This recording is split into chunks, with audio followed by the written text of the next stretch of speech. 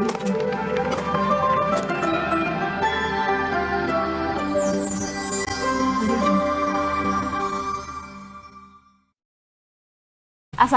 warahmatullahi wabarakatuh. Waalaikumsalam warahmatullahi wabarakatuh. Selamat sore, perkenalkan saya Salsabila Sahwadiansyah dari Prodi S1 Kebidanan Universitas Binawan.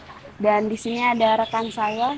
Nama saya Priti Cynthia dari S1 Kebidanan Universitas Binawan. Dan saya Widasari dari S1 Kebidanan Universitas Binawan. Saya Tika Tariani dari S1 Kebidanan Universitas Binawan. Jadi di sini kami ingin berbincang-bincang mengenai masa nifas dan klimakterium. Dilanjutkan dengan teman saya. Nah, sebelum kita bincang-bincang nih, ada pepatah bilang, tak kenal maka tak sayang. Jadi sebelum kita ngobrol lebih lanjut, ada baiknya nih kita kenalan dulu nih sama Katia, sama Bu Ani. Nah, ini Katia ini dari alumni mana, dan Katika dari alumni mana, dan lulusan tahun berapa, biar kita semuanya jadi tahu gitu dan berbagi ilmu. Assalamualaikum warahmatullahi wabarakatuh. Perkenalkan, nama saya Fani Yustari Martika, biasa dipanggil Tika. Saya lulusan dari Poltekkes Kemenkes Jakarta 3 tahun 2022.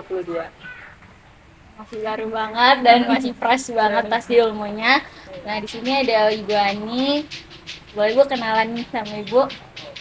Assalamualaikum warahmatullahi wabarakatuh. Nama saya biasa dipanggil Bu Ani. Kebetulan kalau saya sih sudah old year ya.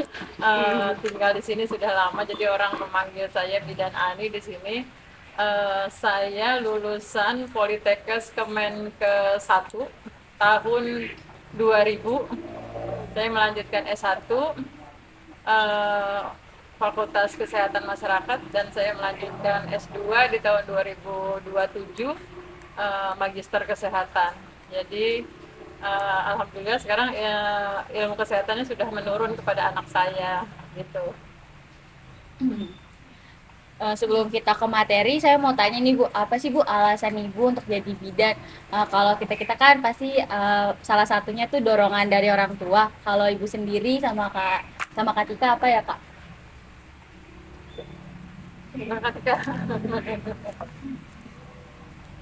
pertama karena melihat orang tua ibu sama ibu membantu orang yang sedang sakit, lalu orang itu sembuh kan, jadi ada rasa kayak senang gitu loh, karena orang itu sembuh terus balik lagi ke kita. Jadi waktu itu tuh pasiennya kan banyak banget ya, pasiennya banyak banget itu tuh karena ibu juga mungkin ibu juga orangnya tuh kayak enak diajak ngobrolnya gitu, terus jadinya orang bercerita dengan ibu lalu balik lagi gitu sih. Jadi ibu tuh orangnya ramah gitu pada siapa aja, jadi saya tertarik kayak gitu, juga mendekatkan kepada masyarakat kayak gitu. Lu pengen seperti ibu menyembuhkan orang yang sakit. Kalau Ibu sendiri Bu, di tahun itu kenapa ngambil kesehatan gitu Bu? Kalau di sini dulu waktu tahun Ibu selesai SMP SMA itu, penduduk di sini masih lumayan bukan Jakarta lah, seolah-olah masih kampung banget gitu. Walaupun di sini Jakarta, di sini masih sangat kampung. Rumah sakit jauh, sarana kesehatan jauh. Ada puskesmas tuh zaman dulu namanya masih puskesmas pembantu, pustu ya. Dan itu pun masyarakat masih jarang sekali yang mau pergi ke sarana kesehatan. Ibu tergelitik dengan tetangga-tetangga yang beberapa tetangga itu waktu musim pandemi sakit, misalnya musim flu kan ada tuh, musim cacar, musim diare, kalau dulu ada seperti itu. Jadi ibu merasa terpanggil, saya tuh harus bisa menolong tetangga-tetangga saya. Kenapa tidak gitu? Akhirnya karena dari keluarga besar itu sudah ada yang menjadi guru, sudah ada yang kerja di instansi-instansi lain, tapi di bidang kesehatan belum ada. Akhirnya saya coba untuk sekolah dan kuliah di bidang kesehatan, dan alhamdulillah saya bisa membantu masyarakat sekitar. Memang tujuan utama saya adalah itu, supaya masyarakat tetangga-tetangga sini bisa terlayani dengan jarak tempuh yang dekat dan mungkin secara finansial bisa terjangkau di pelayanan kami seperti itu. Ya, Insya Allah. Nah, mungkin Ibu udah banyak banget sama pengalaman Ibu sama Kak Tika, dan di sini kami pengen bahas tentang masa nifas, Bu. Di beberapa jurnal yang pernah saya baca, itu angka kematian Ibu cukup tinggi pada masa nifas. Apakah itu benar, Bu? Mungkin jurnal itu kita melihat dulu kalau jurnal. Jurnal itu ditulis di kota mana, di daerah mana gitu ya. Tahunnya tahun berapa? Karena jurnal itu beda-beda tiap tahun. Mungkin ada yang kematian di masa nifas itu bukan karena nifasnya, tetapi karena disertai dengan penyakit lain. Menurut hemat saya, menurut pandangan saya, sekarang untuk di DKI Jakarta sudah sangat bagus untuk masa nifas karena semua partus ditolong hampir seluruhnya, 98% lah ya, partus ditolong oleh tenaga kesehatan yang sudah mengetahui sterilisasi, sarana juga mendukung, seperti itu untuk di DKI Jakarta. Jadi kalau melihat jurnal, kita lihat kembali itu daerahnya daerah mana, tahunnya tahun berapa gitu ya. Mungkin ada tambahan dari kakak yang baru graduate. Sama sih kayak Ibu, misalnya kalau di Jakarta itu aku pernah baca di Jakarta Barat, waktu itu pernah ada, aku juga penelitian, ada cuman sedikit banget yang angka kematiannya itu ada gitu. Misalnya dari sekian orang hanya berapa orang? Nah, tapi kalau di Jakarta yang lain itu karena sekarang puskesmas sudah keliling ya, apa namanya, dari kalau misalnya nggak bisa ke puskesmas sekarang tuh ya orang-orang KPLDH. puskesmas ke rumah.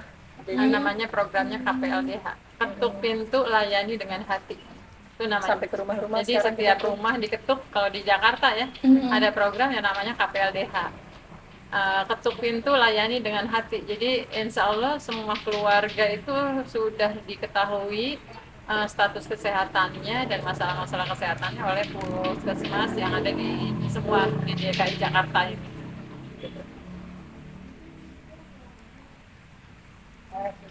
Selama masa nifas tuh, Bu, ada nggak sih, Bu, salah satu pasien Ibu tuh mengalami kayak stres atau depresi ketika masa-masa transisi lah, dari yang awalnya belum punya anak tiba-tiba punya anak, terus mengalami nifas kan selama 40 hari ya, Bu. Itu ada nggak struggle-nya mereka bercerita ke Ibu gitu, selaku Ibu yang menangani mereka gitu, Bu? Yang saya alami untuk pendekatan kepada pasien masa nifas, yang pertama adalah dituntut kita tenaga kesehatan, apalagi yang misalnya anak pertama atau melahirkan pertama. Jadi kita menjelaskan dulu tahap-tahap yang terjadi di masa nifas. Misalnya keluarnya darah sampai dengan paling lama 40 hari. Terus darahnya berwarna apa? Terus cara higien personalnya seperti apa, itu harus kita jelaskan. Nah, bagi yang sudah mempunyai pengetahuan pasien kita, kita tidak bisa bahwa pasien itu mengerti semua ya. Kadang-kadang ada juga yang so tahu mengerti tapi ternyata detailnya dia tidak mengerti. Itu pun harus kita jelaskan, tahap-tahapnya kita jelaskan pasien itu. Jadi di masa nifas itu terutama kebersihan higien personalnya, perdarahan setelah melahirkan, ditambah lagi dengan pemberian ASI eksklusif. Itu penting sekali kita jelaskan, supaya antara ibunya dan bayinya itu tetap sehat, produktif gitu ya. Jadi untuk yang tadi pertanyaannya ada yang stres atau tidak, biasanya itu ada juga yang maaf nih tanda petik konflik keluarga, tetapi kita hanya bisa menasehati atau menenangkan pasiennya supaya tetap merawat diri dan menjaga anaknya, merawat anaknya dengan baik. Untuk hal yang lain tentang konflik keluarganya bisa kita konsulkan atau kita diskusikan dengan ahlinya seperti itu. Dari kakak ada tambahan? Biasanya Untuk kalau mentalitas? biasanya kalau anak pertama itu kan pasti akan terjadi seperti baby blues ya, baby blues itu, postpartum blues. Nah itu tuh biasanya biasanya yang pertama tuh dari dukungan keluarga seperti suami. Suami kan kadang ada yang ya udah kan ibunya yang tahu nih gitu. Ya udahlah ibunya aja yang nyusuin gitu. Terus sebenarnya dukungan dari suami itu sangat penting seperti ibunya merasa senang tuh kalau misalnya ada salah satu itu pijat oksitosin, itu kan sentuhan suami pada ibu kan. Nah itu dapat memperlancar ASI juga. Nah, kalau misalnya ibunya udah stres, suaminya nggak mau bantuin, terus dari keluarga juga bodo amat, nggak ada dukungan gitu, bisa menyebabkan ASINya itu juga keluarnya nggak lancar. Jadi kan karena ibunya stres itu. Berarti dukungan suami, dukungan keluarga tuh cukup penting di masa nifas ini ya, Kak ya. Untuk ibu dan kakak biasanya ada kesulitan nggak dalam menangani pasien nifas itu? Atau kesulitan memberikan edukasi? Kalau saya kesulitannya itu kadang ada yang ibunya kayak so tahu duluan. Jadi kalau misalnya kita ngasih tahu, ibunya udah kayak oh ya saya mah tahu kayak gini gini gini gitu. Itu tuh kayak percuma kita ngasih tahu, ibunya udah ngeyel duluan gitu. Seperti itu.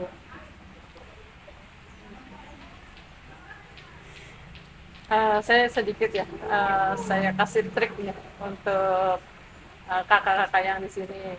Karena ibu udah lebih lahir duluan ya.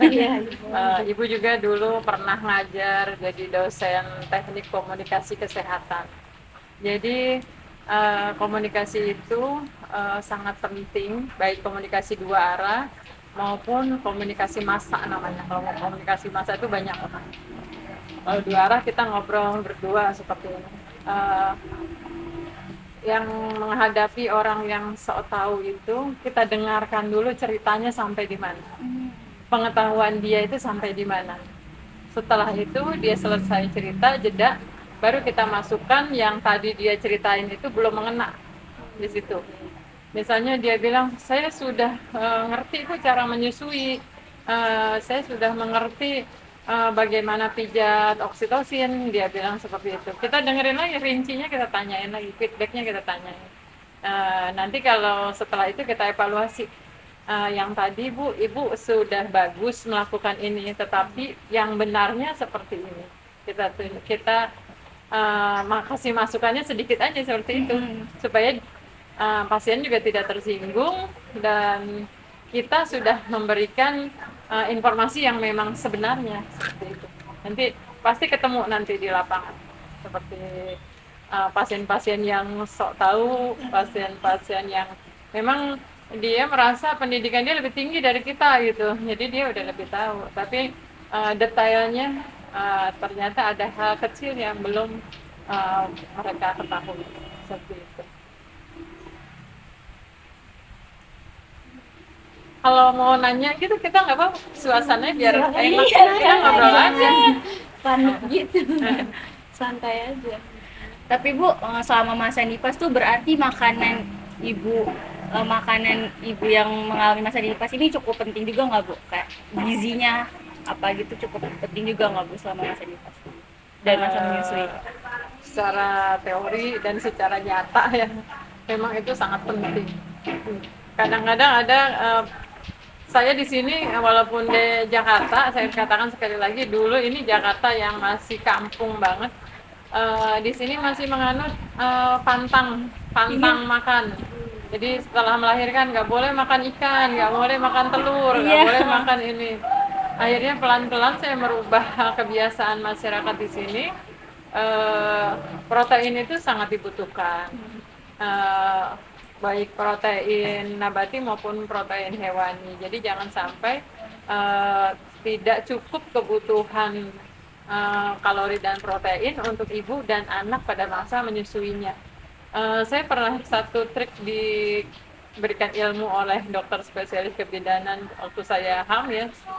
Pertanyaannya satu, mau tidak anaknya pinter gitu, mau tidak anaknya jadi cerdas. Pertanyaan satu, ternyata itu merubah pola makan yang tadinya banyak pantangan menjadi hal-hal yang baik, makanan yang mengandung protein tinggi tidak boleh dipantang, akhirnya seperti itu.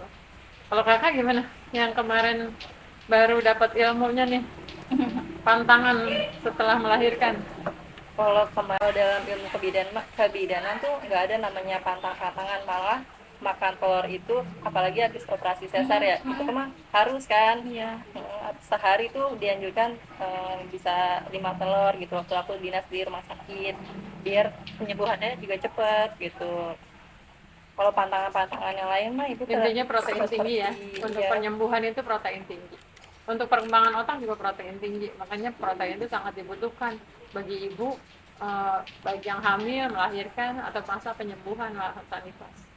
Nanti itu prinsip untuk merubah pola pikir masyarakat yang katanya banyak tantangan. Ya nggak kak? Soalnya Bu, maaf nih Bu saya potong.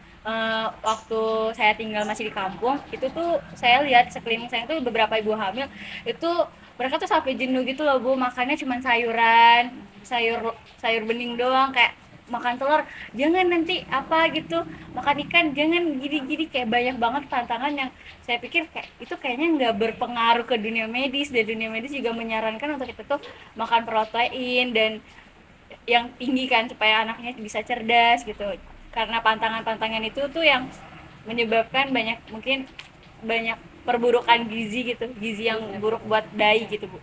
Iya, memang begitu. Makanya pemerintah juga sedang menggalakkan bagaimana penanggulangan anak-anak stunting, bagaimana penanggulangan ibu yang HB rendah pada saat hamil dan melahirkan.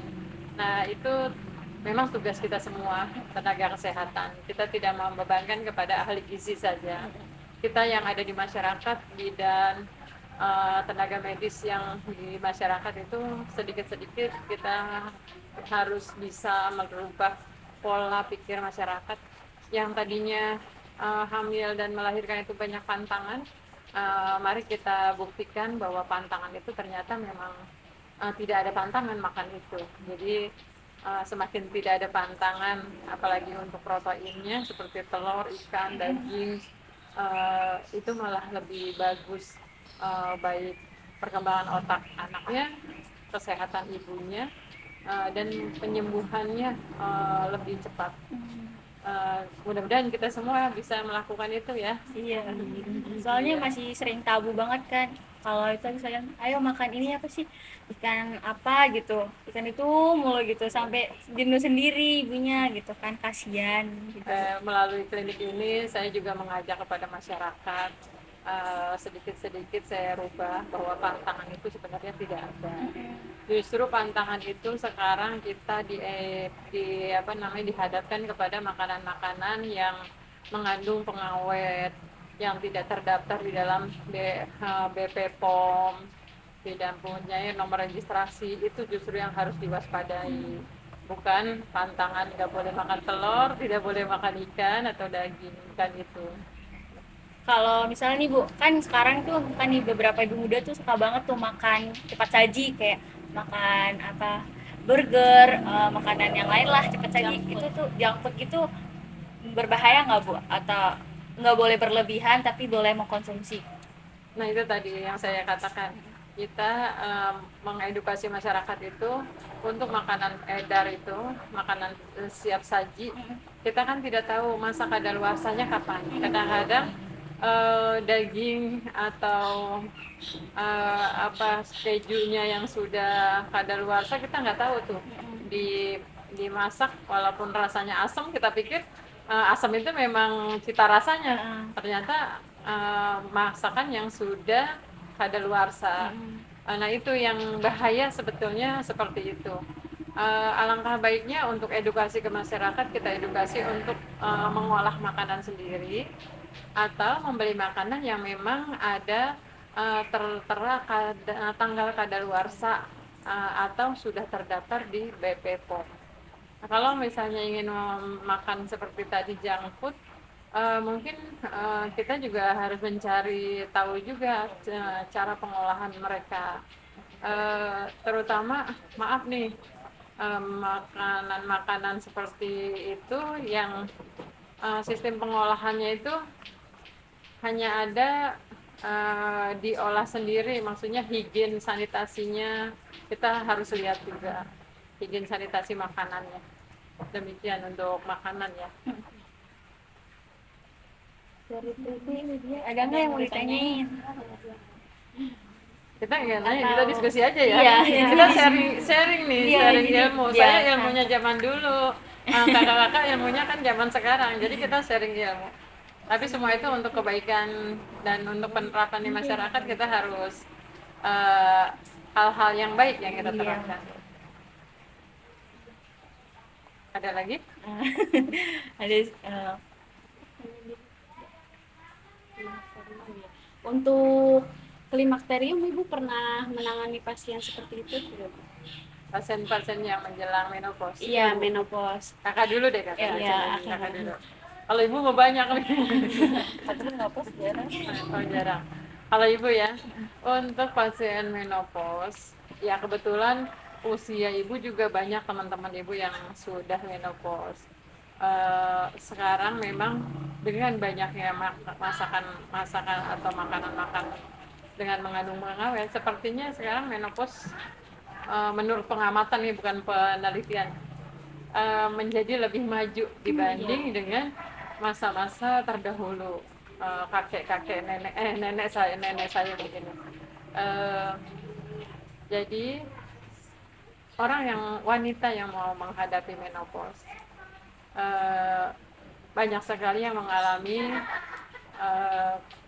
kegelisahan pribadi yang tidak diungkapkan.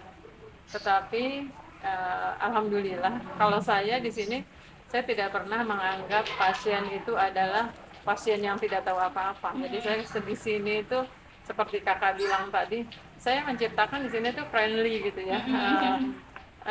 Kalau hospital itu bukan rumah sakit kan, jadinya hospital itu friendly, kita tuh mendekatkan diri kepada orang yang membutuhkan pelayanan. Jadi apa sih masalahnya gitu, makanya kakak suka bilang, mama kok ngobrolnya lama banget sama pasien gitu. Karena selain obat itu ada hal lain yang dia butuhkan, makanya dia datang kepada kita. Ternyata karena kita sesama wanita, mungkin dia butuh didengar ceritanya, terutama yang mau menghadapi menopause itu. Terus banyak keluhannya, ada yang mensnya menjadi tidak teratur, yang tadinya teratur. Ada yang beberapa mengeluh tiba-tiba perdarahannya banyak. Kalau yang banyak seperti itu, saya tanyakan warnanya apa. Apakah warnanya seperti warna darah men atau warna merah segar. Kalau dia beberapa kali atau 2 kali balik dengan cerita warnanya merah segar, saya rujuk ke rumah sakit atau ke puskesmas kecamatan atau puskesmas kelurahan lah. Saya rujuk ke sarana kesehatan lainnya. Nanti setelah balik, anamnesa saya biasanya alhamdulillah tidak meleset gitu. Ada hal-hal khusus, penanganan khusus tentang beliau ini. Tapi rata-rata banyak yang mengeluhnya seperti tadi. Ada yang kok makin sedikit mennya, kok mennya menjadi tidak teratur. Itu saat-saat mendekati menopause. Wanita itu gini, kalau kita mens itu ada peningkatan hormon kan, ada perasaan galau, ya menjelang men itu ya, ada perasaan emosi, sedih gitu. Itu menjadi emosional kita sangat sensitif, jadi sangat sensitif. Ada yang bawaannya mau marah, ada yang bawaannya mau sedih gitu. Ya kalau sedih introspeksi diri, alhamdulillah. Kalau yang marah ini, yang kurang bagus untuk diungkap atau untuk diekspresikan ya. Ya biasanya ada seperti itu. Hampir semua yang datang sini menjelang menopause ceritanya seperti itu. kita siapkan mentalnya. Kita siapkan mentalnya supaya pasien kita itu tenang. Ya dengan kata-kata memang manusia itu sudah ditentukan, sudah ditakdirkan seperti itu. Intinya harus tenang. Kalau kita tidak tenang atau pasiennya tidak tenang, akan berdampak lain-lain. Misalnya yang berdarah banyak akan makin banyak, yang memang nggak keluar men akan makin nggak keluar men. Kayak mikirin kok nggak keluar ya, kok belum men ya, kok belum ini belum men, malah nggak keluar kadang-kadang seperti itu. Itu sangat berpengaruh oleh psikologis dan hormon kita. Sebenarnya itu teorinya sih banyak ya, teori tentang hormon banyak. Itu bisa dipelajari di kampusnya. Gitu dari saya untuk menghadapi. Jadi kita sama pasien jangan ada jarak supaya pasiennya keluar semua apa yang dia alami. Berarti masa klimakterium tuh nggak bisa dimaju, bisa dimundurin usianya gitu Bu, atau ada rentang usia gitu Bu biasanya Bu? Rata-rata ada rentan usia, rata-rata antara sekitar, kalau di teori berapa sih kalau di teori? 35 35 kan masih Masih subur. masih 40 sampai 40 50. Antara umur itu biasanya.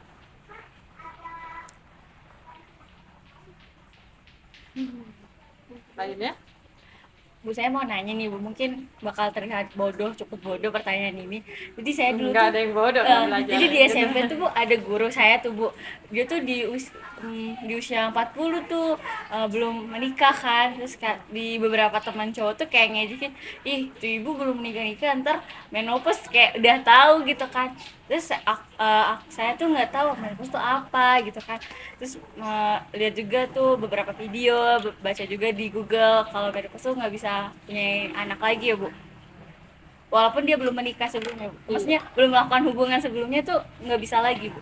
Secara biologis, jika sudah menopause, artinya kalau orang bahasa awamnya itu sudah tidak subur lagi. Jadi tidak lagi bisa dibuahi. Ya, karena hormonnya sudah menurun kan. Sudah tidak lagi berproduksi. Kalau pasien menopause tuh yang umurnya mungkin masih terbilang muda, 35 tahun gitu, itu kebanyakan faktornya apa ya Bu? Kalau menopause dipercepat seperti itu. Kalau umurnya masih muda, saya belum katakan menopause ya. Biasanya saya selalu rujuk ke dokter spesialis kebidanan, obgyn, yang sekarang ada spesialis hormonal. Jadi kita rujuk dulu ke sana, nanti mengikuti terapi. Kadang-kadang ada juga yang bisa menjadi normal lagi. Kalau untuk usia 35 tahun ya, saya selalu katakan seperti itu. Jadi masih ada kemungkinan Masih ada buat harapan. normal lagi. Iya. Tapi beresiko nggak Bu ketika dia hamil Bu? Kan masa subur itu atau masa produktif wanita itu usia 20 sampai dengan usia 35. Masa emasnya wanita untuk melahirkan. Di atas 35 itu bisa banyak resiko karena satu, yang tadi hormon wanita itu sudah mulai menurun. Yang kedua, kita juga secara biologis organ-organ kewanitaan kita juga sudah menurun lah ya, tidak sesempurna di usia yang tadi, usia produktif. Jadi kalau bisa kita tetap menyarankan bagi wanita di usia 20 sampai 35, disitulah masa untuk hamil atau melahirkan. Jangan sampai lewat dari itu. Karena secara sosial juga begini nanti. Jika dia melahirkan lebih dari usia 35 atau misalnya 38 atau 40, nanti anaknya, bayinya baru 10 tahun, ibunya sudah umur 50 tahun. Bayinya masa SMP, ibunya udah 60 tahun misalnya seperti itu. Jadi secara sosial juga menghindari itu, karena apa ya, siklus hidup itu biasanya inginnya orang tua yang sudah tua, anaknya sudah mapan, sudah mandiri. Intinya seperti itu. Jadi kita melihat perspektif kita, pandangan kita jangan hanya kepada satu masalah saja, tetapi masalah ekonomi, sosial, kultural juga kita perhatikan. Gitu. Ayo, Mbak. Mbak, ayo dong kita diskusi biar hidup di sini. Ayo dia mau nanya nggak? Gantian nanyanya gantian. Ada yang Mungkin dari pengalaman ibunya, pengalaman kakaknya, saudaranya gitu tentang hal ini. Atau pengalaman sendiri. kalau lagi haid kan kebanyakan yang menganjurkan tuh minum air hangat ya Bu ya. Tapi yang pernah saya baca, pengalaman saya sendiri, air tuh kalau udah masuk dalam tubuh tuh suhunya sama. Iya. Itu mempengaruhi haid gak kalau minum air dingin gitu Bu? Begini, sebenarnya benar. Air kalau sudah masuk ke dalam tubuh, itu suhunya pasti sama dengan suhu tubuh. Yang tadinya dingin juga sampai lambung, dia akan menjadi hangat karena ada proses sirkulasi darah di dalam tubuh kita. Itu satu. Yang kedua, pada saat kita minum yang dingin, kalau kita lihat nih misalnya lemak yang jenuh dengan air dingin ketemu, mungkin dia akan menggumpal. Ada sedikit sekali yang terserap di saat proses itu turun, air dingin masuk ke dalam tubuh. Ya kalau alangkah baiknya yang hangat, karena hangat itu akan menetralisir lemak yang ada sebenarnya itu, baik di dalam sel darah maupun di saluran pencernaan. Ya memang lebih baik yang hangatnya gitu. Walaupun katanya masuk air dingin ke dalam tubuh itu tetap menjadi suhu tubuh. Kalau mau izin tanya nih, kalau haid, misalkan ada wanita yang haidnya cuma sehari 2 hari itu kelar, itu nantinya akan mempengaruhi kehamilan gak sih Bu? Masa subur dia? Kita belum bisa mengatakan ya atau tidak. Nanti itu kita lihat dari siklus mens. Siklus mens udah tahu belum? Tahu siklus mens ya. Jadi bulan ini misalnya datang tanggal 1, bulan depan datang kadang-kadang kalau udah tanggal 1 akhir bulan tanggal 30 atau tanggal 29 udah datang lagi. Itu berarti siklusnya 1 sampai 29, berarti 28 hari. Kalau mau saya tahu siklus men sendiri nih, itu harus bikin tanggal di kalender selama setahun. Ntar bulan Januari siklusnya berapa hari, mau dari men sampai men lagi. Februari juga begitu, nanti dirata-ratakan. Rata-rata ketemunya berapa hari gitu siklusnya. Ada yang siklus panjang, ada yang siklus pendek. Kalau untuk jumlahnya kita belum bisa melihat untuk kesuburan ya, belum bisa melihat karena ya kayak seperti tadi, dari pola makan bisa mempengaruhi, dari pola aktivitas bisa mempengaruhi, gaya hidup bisa mempengaruhi, kan turun naik mobil kapan bergeraknya gitu ya. Udah oh gitu. closing coba. Terima kasih untuk Ibu dan Kak Tika, edukasinya sore-sore nih bermanfaat banget buat kita yang lagi belajar di prodi kebidanan ya. Maaf banget ini ngerepotin. Iya, sore. Gak apa-apa, saya senang berbagi. Apalagi ilmunya manfaat untuk masyarakat, mudah-mudahan nanti bisa diterapkan. Baik, bukan hanya tujuannya untuk pendidikan, menyelesaikan pendidikan, tetapi untuk bagaimana merubah masyarakat dari ketidaktahuan menjadi tahu, dari pola hidup yang kurang sehat menjadi pola hidup yang sehat. Saya ucapkan selamat buat mbak-mbak, kakak-kakak nih yang sedang menempuh kuliah kebidanan. Mudah-mudahan lancar kuliahnya, ilmunya bisa berguna buat diri sendiri, keluarga, dan masyarakat. Terima kasih atas kunjungannya. Mohon maaf atas sambutan yang mungkin tidak layak di sini. Layak Bu, layak banget. Mudah-mudahan nggak kapok ya. Nggak. Ya, saya akhiri. Wabillahi taufiq wal hidayah. Wassalamualaikum warahmatullahi wabarakatuh. Waalaikumsalam warahmatullahi wabarakatuh. Terima kasih Bu. Terima kasih Bu.